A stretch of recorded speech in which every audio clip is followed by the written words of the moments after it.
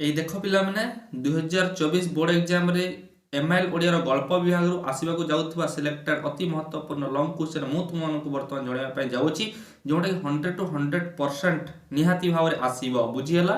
ତୁମେ ଜାଣିଅଛ, ମୁଁ ଜାଣିଛି କେତୋଟି ପ୍ରଶ୍ନ ସିଲେକ୍ଟେଡ୍ ଆକାରରେ ରହିଅଛି, ତୁମେ ସେଇଟା ଜାଣିଅଛ, କିନ୍ତୁ ଏହି ଭିଡ଼ିଓ ମାଧ୍ୟମରେ ମୁଁ ତୁମମାନଙ୍କୁ ବିଶେଷ ଆକାରରେ ଜଣାଇବି ଯେ ତୁମେମାନେ ଜାଣିଥିବା ଯେଉଁ ଲଙ୍ଗ କ୍ୱେଶ୍ଚନ୍ ଆସିବ ବୋଲି ଯେଉଁ ଜାଣିଅଛ, ସେଇଥି ମଧ୍ୟରୁ ପୁଣି ମୁଁ ସିଲେକ୍ଟେଡ୍ ବର୍ତ୍ତମାନ ତୁମମାନଙ୍କୁ ଦେବି ଯେ କେଉଁ ଲଙ୍ଗ କ୍ୱେଶ୍ଚନ୍ ଲେଖିଲେ ତୁମର 5 ନମ୍ବରରୁ 4 ନମ୍ବର ଅଧା ମାର୍କ ଆସିବ। ବୁଝିହେଲା?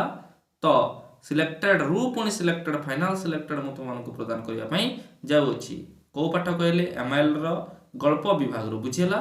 କେତୋଟି? 3 ଗୋଟି ସିଲେକ୍ଟେଡ୍, 3 ଗୋଟି ତ ଲେଖିଅଛି, କିନ୍ତୁ ଫାଇନାଲି ପୁଣି 2 ଗୋଟି ସିଲେକ୍ଟେଡ୍ ପ୍ରଦାନ କରିବି। ବୁଝିହେଲା? ତ ଦେଖ, ପ୍ରଥମ ପ୍ରଶ୍ନଟି କ'ଣ କହିଲେ? ସଭ୍ୟ ଜମିଦାର ଗଳ୍ପ ଆଧାରରେ ଗୋପାଳର ଚରିତ୍ର ଚିତ୍ରଣ କର। ବୁଝିହେଲା ପିଲାମାନେ? এই ପ୍ରଶ୍ନ ବୁଝିବା ନିହାତି ଜରୁରୀ। ଏଠାରେ ଯେଉଁ ପାଠଟି ରହିଛି ସଭ୍ୟ ଜମିଦାର ଯେଉଁ ଗଳ୍ପଟି ରହିଛି, ଏଠାକାରେ ରହିଥିବା ଯେଉଁ ଗୋପାଳର ଚରିତ୍ର ଚିତ୍ରଣ, ଏଇ ଯେଉଁ ଗୋପାଳର ଚରିତ୍ର ଚିତ୍ରଣ କହିଲେ ଗୋପାଳ ବାବୁଙ୍କର ଚିତ୍ରଟି ସେଠାରେ ଆଙ୍କିବ ନାହିଁ ପିଲାମାନେ। ମୁଁ ଶୁଣିବାକୁ ପାଇଛି ଯେ ପିଲାମାନେ କ'ଣ କରନ୍ତି, ଗୋପାଳର ଚରିତ୍ର ଚିତ୍ରଣ କର କହିଲେ ଗୋପାଳର ଗୋଟେ ଚିତ୍ର, ଅର୍ଥାତ୍ ଗୋପାଳ କହିଲେ କି ଶ୍ରୀକୃଷ୍ଣଙ୍କର ଗୋଟେ ଚିତ୍ରକୁ ସେ ଆଙ୍କି ଦେଇକି ପଳେଇ ଆସନ୍ତି, ଚରିତ୍ରକୁ ଚିତ୍ରଣ କରନ୍ତି। এটা ନୁହେଁ ପିଲାମାନେ, ସେ କେଉଁ ପ୍ରକାରର, ତାଙ୍କର ଗୁଣ କିଭଳି ଥିଲା, ତାଙ୍କର କାର୍ଯ୍ୟ କିଭଳି ଥିଲା, ବୁଝିଲା ନା ନାହିଁ, ସେ କେଉଁ ଧାରଣର ବ୍ୟକ୍ତି ଥିଲେ, ସେଇଟା ହିଁ ବ୍ୟାଖ୍ୟା କରିବ। କେଉଁଠାରେ? ଯେତେବେଳେ ଲଙ୍ଗ କ୍ୱେଶ୍ଚନ୍ ଆସିବ। କେଉଁ ପାଠରୁ? ସଭ୍ୟ ଜମିଦାର। ଓକେ। ତାପରେ ରହିଛି ଦେଖ, ସଭ୍ୟ ଜମିଦାର ଗଳ୍ପର ନାମକରଣର ସାର୍ଥକତା ପ୍ରତିପାଦନ କର। ତା ସହିତ ଆଉ ଗୋଟେ ପ୍ରଶ୍ନ ରହିଛି, ସଭ୍ୟ ଜମିଦାର ଗଳ୍ପରୁ ଇଂରାଜୀ ଶିକ୍ଷାର କୁପ୍ରଭାବ ଉପରେ ଆଲୋକପାତ କର। ଏଇ ଯେଉଁ 3 ଗୋଟି ପ୍ରଶ୍ନ ମୁଁ ତୁମମାନଙ୍କୁ ଜଣାଇଲି ନା ପିଲାମାନେ, ଏଠାକାରୁ ଅତି ମହତ୍ତ୍ୱପୂର୍ଣ୍ଣ 100 to 100% କେଉଁ ପ୍ରଶ୍ନଟି ଆସିବ କହିଲେ 2ଟି ପ୍ରଶ୍ନ ମୁଁ କହୁଛି। ଦେଖ, ଏଇ 2ଟି ପ୍ରଶ୍ନକୁ ଧ୍ୟାନ ଦେବ। ଗୋଟିଏ ହେଉଛି ଗୋପାଳର ଚରିତ୍ର ଚିତ୍ରଣ କର, ଏଇଟାକୁ 100 to 100% ମୁଁ ଦେବି, ଏଇଟା ଆସିବ। ଆଉ ସଭ୍ୟ ଜମିଦାର ଗଳ୍ପର ଇଂରାଜୀ ଶିକ୍ଷାର କୁପ୍ରଭାବ ଉପରେ ଆଲୋଚନା କର। ଏଇ ବିଷୟଟି ମଧ୍ୟ ତୁମମାନଙ୍କୁ ପଢ଼ିବାକୁ ପଡ଼ିବ, ମାନେ ଏଇ ପ୍ରଶ୍ନଟିକୁ ମଧ୍ୟ ପଢ଼ିବାକୁ ପଡ଼ିବ। ବୁଝିଲା? ତ ଗୋଟିଏ ପାଠରୁ 2 ଗୋଟି ସିଲେକ୍ଟେଡ୍, ଆଉ ଗୋଟିଏ ପାଠରୁ ଗୋଟିଏ ସିଲେକ୍ଟେଡ୍ ମୁଁ ତୁମମାନଙ୍କୁ ଜଣାଉଛି। ଦେଖ, ପତାକା ଉତ୍ତୋଳନ ଗଳ୍ପରୁ ରାୟ ବାହାଦୁରଙ୍କର ଚରିତ୍ର ଚିତ୍ରଣ କର। ତ ଫାଇନାଲି ଯଦି ମୁଁ କହିବି ଚରିତ୍ର ଚିତ୍ରଣ କରରୁ ଗୋଟିଏ ଲଙ୍ଗ କ୍ୱେଶ୍ଚନ୍ ତୁମେ ମାନେ ପାଇଯିବ। କେବେ? 2024 ବୋର୍ଡ ଏକ୍ଜାମରେ। ଆଉ କମ୍ ଦିନ ରହିଲା, ତ ଏଇ ଚରିତ୍ର ଚିତ୍ରଣକୁ ଫାଇନାଲି ତୁମେ ଛାଡ଼ିବ ନାହିଁ, ପଢ଼ିକି ମୁଖସ୍ଥ କରିକି ହେଲା ଯିବ। ଓକେ। ତାପରେ ରହିଛି ନାମକରଣର ସଫଳତା ଦୃଷ୍ଟିରୁ ପତାକା ଉତ୍ତୋଳନ ଗଳ୍ପର ମୂଲ୍ୟାୟନ କର। ଏଇଟା ମଧ୍ୟ ଆସିପାରେ, ଯଦି ଏଇଟା ନ ଆସେ ତାହେଲେ ଏଇଟା ଆସିବ ନିଶ୍ଚିତ ଭାବରେ, କିନ୍ତୁ ଚରିତ୍ର ଚିତ୍ରଣକୁ ଭୁଲିବ ନାହିଁ। ଗୋପାଳର ଏବଂ ରାୟ ବାହାଦୁରଙ୍କର ଚରିତ୍ର ଚିତ୍ରଣକୁ ତୁମେମାନେ କ'ଣ କେମିତି ଲେଖିବ, କେଉଁଠୁ ଆରମ୍ଭ କରିବ, ପ୍ରଥମେ କ'ଣ ଲେଖିବ, କେମିତି ଲେଖିବ, ଲଙ୍ଗ କ୍ୱେଶ୍ଚନ୍ କ'ଣ ଲେଖିଲେ 5 ନମ୍ବରରୁ ନୁହେଁ ତ ତୁମକୁ କେତେ ମାର୍କ ମିଳିବ? ଯଦି ଠିକ୍ ଆକାରରେ ନ ଲେଖ ତାହେଲେ 2 ଅଧାରୁ 3 ମାର୍କ ମିଳିବ। ଯଦି ବ୍ୟବସ୍ଥିତ ଟିକେ ଠିକ୍ସେ ଲେଖୁଛ 3 ଅଧା ମିଳିବ। ଆଉ ଅତ୍ୟନ୍ତ ମାନେ ଉଚ୍ଚ ମାନର ଆକାରରେ ଭଲସେ ଯଦି ଲେଖୁଛ ତାହେଲେ 4 ଅଧା ମଧ୍ୟ ତୁମେ ପାଇପାରିବ। ତ ଯିଏ ଜାଣିଛ, ମେହନତ କରୁଛ, ସେମାନେ ମାନେ ନିଶ୍ଚିତ ଭାବରେ ଲେଖିପାରିବେ। ଆଉ ଯେଉଁମାନେ ଜାଣିନ କେମିତି କ'ଣ ଲେଖିବ, ତାହେଲେ ଏ ଭିଡ଼ିଓରେ ଗୋଟେ କମେଣ୍ଟରେ ଜଣାଇବ ଯେ how to right sir long question. Okay.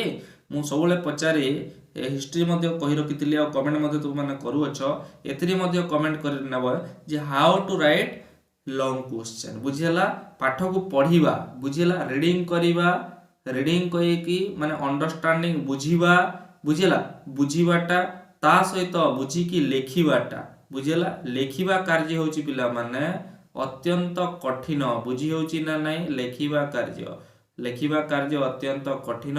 କାହିଁକି କହିଲେ ବୁଝିବାଟା ଆମ ମନର ଭାବକୁ ହିଁ ଆମେ ମାନେ ଆମ ମନରେ ହିଁ ଆମେ ଭାବିଥାଉ ଯେ ଏଇ ପାଠରେ କ'ଣ ରହିଛି କ'ଣ ନାହିଁ, ସେଇଟା ଭାବିଥାଉ, ସେଟା ବୁଝିପାରୁ, କିନ୍ତୁ ବୁଝିବାକୁ ତାକୁ ଶବ୍ଦ ଆକାରରେ ତାକୁ ଲେଖିବାକୁ ହେଲେ ଆମକୁ ଅଭ୍ୟାସ ଦରକାର। ଆଉ ତୁମମାନଙ୍କର ଯଦି ଅଭ୍ୟାସ ନାହିଁ ଲେଖିବାର, ତାହେଲେ ତୁମେ ଲଙ୍ଗ କ୍ୱେଶ୍ଚନ୍ ଲେଖିପାରିବ ନାହିଁ। ତ ଏବେ ଜାଣିଗଲ ଗଳ୍ପରୁ କେଉଁ ଲଙ୍ଗ କ୍ୱେଶ୍ଚନ୍ ଆସିବ କହିଲେ, ପୁଣି ରହୁଛି ଅନ୍ତିମରେ।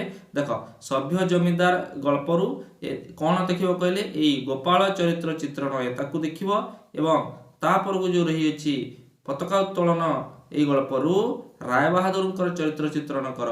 এই 2ଟି ଚରିତ୍ର ଚିତ୍ରଣକୁ ତୁମେ ମାନେ परफेक्टली पढ़ी ही जीव ता सहित केमिति लेखिबो दुई चार थर लेखिकी ही जीव बुझीहेला ना नहीं।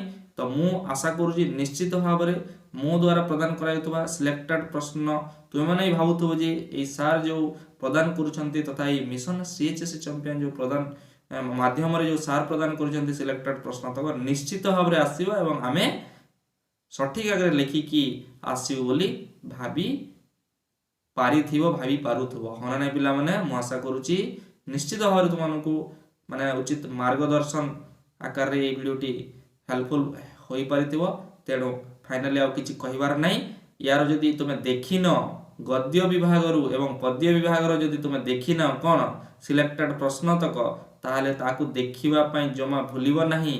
काहेकि ना मु सेटारे कहि रखिछि कौ प्रश्न लिखिले तुमनकर 5 ରୁ 4 अधा मार्क आसीबो आ कौ प्रश्न लिखिले 3 किंबा 3 अधा मार्क आसीबो। मु सेटा कहि रखिछि कौ प्रश्न को लिखिबो कौ प्रश्न को लिखिबो नाही भी मु ऑलरेडी जणाई सारिछि।